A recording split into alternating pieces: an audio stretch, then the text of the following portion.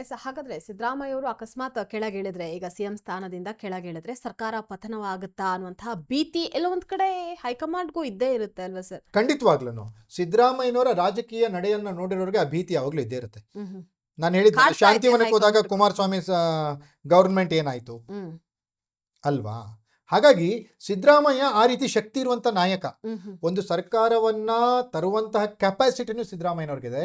ಹ್ಮ್ ಒಂದು ಸರ್ಕಾರವನ್ನ ಕಿತ್ತೆಸೆಯುವ ಕೆಪಾಸಿಟಿ ಕೂಡ ಸಿದ್ದರಾಮಯ್ಯವ್ರಿಗಿದೆ. ಹೌದು, ಖಂಡಿತ. ಹಾಗಾಗಿ ಸಿದ್ದರಾಮಯ್ಯನವರ ನಡೆಯ ಮೇಲೆ, ಸಿದ್ದರಾಮಯ್ಯನವರು ಏನ್ ಮಾಡ್ತಾರೆ ಅನ್ನೋದ್ರ ಮೇಲೆ ಮುಂದಿನ ಎಲ್ಲಾ ರಾಜಕೀಯ ಬೆಳವಣಿಗೆಗಳು ನಿಶ್ಚಿತ ಆಗ್ತಾ ಇದೆ. ನಿಶ್ಚಿತ. ಮತ್ತೆ ಸರ್, ಈಗ ಜಾತಿ ಸಮೀಕರಣ ಅನ್ನುವಂಥದ್ದು ಅಲ್ಲೂ ಕೂಡ ಅಹಿಂದ ಕಾರ್ಡ್ ಬಳಕೆ ಮಾಡ್ತಾರ ಸಿದ್ದರಾಮಯ್ಯ ಅವರು?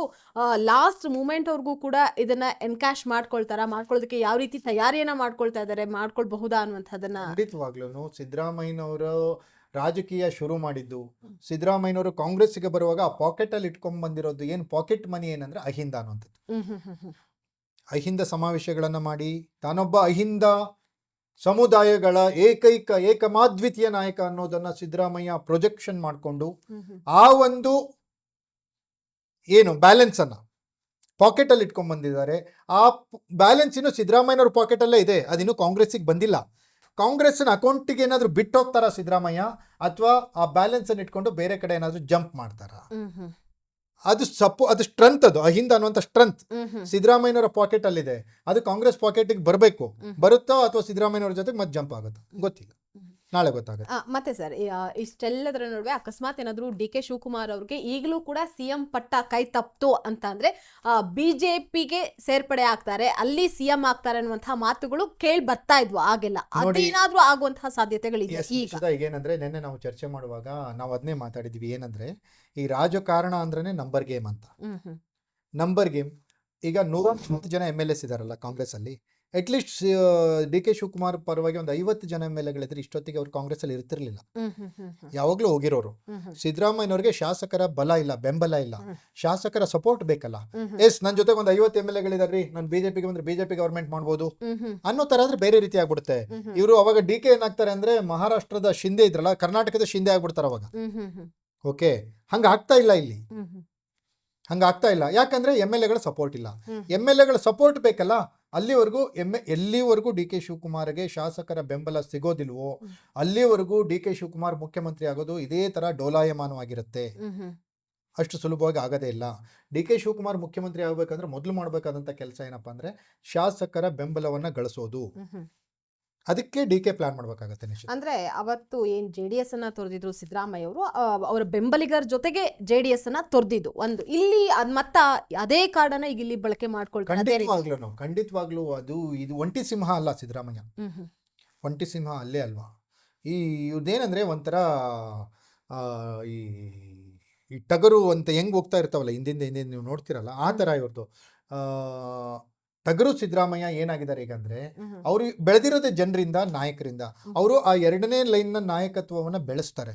For example Satish Jarkiholi, Zameer Ahmed Khan, H.C. Mahadevappa, MB Patil ಎಲ್ಲ ಬೇರೆ ಬೇರೆ ಸಮುದಾಯದವರು ಆದ್ರೂ ಕೂಡ ಸಿದ್ದರಾಮಯ್ಯನವರ ಪರವಾಗಿ ನಿಷ್ಠೆಯನ್ನ ಇಟ್ಕೊಂಡು ಇಲ್ಲಿವರೆಗೂ ಬಂದಿದ್ದಾರೆ. ಅಂದ್ರೆ ಅದಕ್ಕೆ ಸಿದ್ದರಾಮಯ್ಯನವರ ವ್ಯಕ್ತಿತ್ವ, ಪರ್ಸನಾಲಿಟಿ, ತಾನು ನಂಬಿರುವ ನಾಯಕರನ್ನ ಬೆಳೆಸುವಂತ ಸಿದ್ದರಾಮಯ್ಯನವರ ಸ್ಟೈಲ್ ಇದೆಯಲ್ಲ, ಅದು ಬೇರೆ ನಾಯಕರಿಗೆ ಬರಲ್ಲ. ಬೇರೆ ಅಂತ ನಾಯಕರು ತುಂಬಾ ಕಡಿಮೆ. ಎಸ್ ದೇವೇಗೌಡರಿದ್ದಾರೆ, ನಾಯಕತ್ವದ ಒಂದು ಫ್ಯಾಕ್ಟರಿ ಅನ್ನುವಂತ ಪಾರ್ಟಿ JDS. ಯಡಿಯೂರಪ್ಪನವರು ಸುಮಾರು ಜನರನ್ನು ಬೆಳೆಸಿದ್ದಾರೆ. ಅದೇ ರೀತಿ ಸಿದ್ದರಾಮಯ್ಯ ಕೂಡ ಅವಕಾಶ ಸಿಕ್ಕಾಗಲೆಲ್ಲ ಅವ್ರಿಗೆ ಅವಕಾಶಗಳನ್ನ ಕೊಟ್ಟು ಬೆಳೆಸಿದ್ದಾರೆ. ಅವ್ರು ಯಾರು ಕೂಡ ಇವರನ್ನ ಬಿಟ್ಟು ಹೋಗಲ್ಲ ಮುಂದೆ. ಓಕೆ, ಹಾಗಾಗಿ ಸಿದ್ದರಾಮಯ್ಯನವರು ಏನಾದ್ರೂ ಮನ್ಸು ಮಾಡಿದ್ರೆ ನಾಳೆ ಅವ್ರು ಏನ್ ಹೇಳ್ತಾರೆ ಅನ್ನೋದ್ರ ಮೇಲೆ ಡಿಪೆಂಡ್ ಆಗುತ್ತೆ. ಆದ್ರೆ ನೀವು ಹೇಳೋ ಪ್ರಕಾರ ಅವರ ಪರಮಾಪ್ತ ಸಚಿವರೇನಾದ್ರೂ ಸಿದ್ದರಾಮಯ್ಯನವ್ರಿಗೆ ಏನಾದ್ರೂ ಬೇರೆ ತರದ್ದೇ ಹೇಳಿದ್ರೆ, ನೀವು ಮುಖ್ಯಮಂತ್ರಿ ಸ್ಥಾನದಿಂದ ಇಳಿಯೋದು ಬೇಡ, ಉಳಿಸ್ಕೊಳ್ಳಿಕ್ಕೆ ಏನ್ ಬೇಕು ಅನ್ನೋದು ಮಾಡಿ ಅಂದ್ರೆ, ಅದು ಬೇರೆ ತರದ ಟ್ವಿಸ್ಟ್ ತೆಗೆದುಕೊಳ್ಳುತ್ತೆ ನಿಶ್ಚಿತ ನಾಳೆ. ಅಂದ್ರೆ ಸರ್, ಕಾಂಗ್ರೆಸ್ ಮತ್ತೆ JDS ಸಮ್ಮಿಶ್ರ ಸರ್ಕಾರ ಇದ್ದಾಗ ನೀವೇ ಹೇಳ್ದಾಗೆ ಶಾಂತಿವನದಲ್ಲಿ ಕುಳಿತುಕೊಂಡು ಮಾತನಾಡಿದಂತಹ ವಿಚಾರ ಆಗಿರ್ಬೋದು, ಅಥವಾ ಬಾಂಬೆ ಬಾಯ್ಸ್ ಅಂತ ಏನಿದ್ದಾರೆ ಅವರ ಪಕ್ಷ ಪತನ ಮಾಡೋದಕ್ಕೆ ತೆಗೆದುಕೊಂಡಂತಹ ನಿಲುವೇನಿರ್ಬೋದು, ಅದರ ಹಿಂದೆ ಸಿದ್ದರಾಮಯ್ಯ ಅವರೇ ಇದ್ರು ಅನ್ನುವಂಥದ್ದನ್ನ ಸ್ವತಃ ಆ ನಾಯಕರು ಕೂಡ ಮಾತನಾಡುವಂತಹ ಸಂದರ್ಭದಲ್ಲಿ ಹೇಳಿದ್ರು.